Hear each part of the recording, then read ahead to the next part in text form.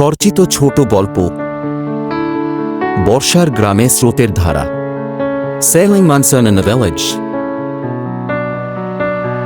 একবার গ্রামে বেড়াতে গিয়েছিলাম, নিজেদের গ্রাম থেকে পড়ে আবার পাশে একটি আত্মীয়দের গ্রামে প্রথমবারের মতো ঘুরতে গিয়েছিলাম। ভাবিনি যে সেখানে মনমুগ্ধকর এত সুন্দর প্রাকৃতিক দৃশ্য ও আনন্দ উপকরণ অপেক্ষা করছে। তখন ছিল বর্ষাকাল, চারিদিক খাল বিলগুলো পানিতে ভরে গিয়েছিল।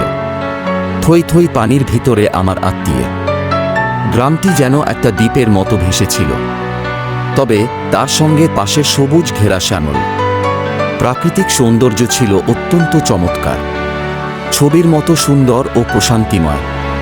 তার উপরে আমার আত্মীয়ের বাড়িটিও আরেকটি পৃথক অংশে অবস্থিত, যেখানে আবার সাঁকো দিয়ে যাতায়াত করতে হয়। ফলে পথে যেতে যেতে মনে হচ্ছিল যেন দ্বীপ থেকে দ্বীপে ঘুরে বেড়াচ্ছি, যা ছিল একটা অভিযানের মতো এবং অত্যন্ত আনন্দদায়ক।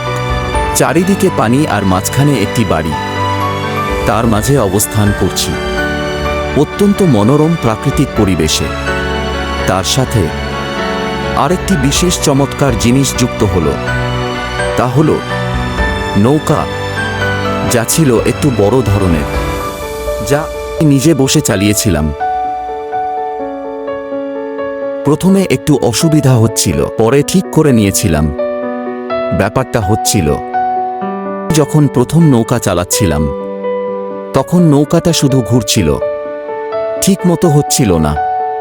পরে বৈঠা ঠিক করে ধরে নেওয়ায় ঠিক মতো সামনে বাইতে পারলাম। দ্বীপের মতো গ্রামের খালগুলো ধরে অনাবিল আনন্দ নিয়ে চারিদিকে ঘুরে বেড়ালাম। সে আনন্দ যে অতুলনীয়, এটা যারা নৌকা চালিয়ে ঘুরে বেরিয়েছে তারাই জানে। এই প্রকৃতির মাঝে নৌকা চালাতে গিয়ে একটা বিশেষ অভিজ্ঞতা, উপলব্ধি ও জ্ঞান হলো যে আমরা যদি হালের দিক প্রাকৃতিকভাবে ঠিক না করে নিই, তাহলে আমাদের জীবন নৌকার অনুভূতিগুলো শুধু ঘুরতেই থাকে। আর জীবনকে যদি সঠিক প্রাকৃতিক উপায়ের মাধ্যমে চালিত করে প্রকৃতির দিকে ঘুরিয়ে রাখা যায়, তবে কতই না স্বস্তিকর জীবনী শক্তির নির্মল আনন্দের ধারায় ভাসা যায়।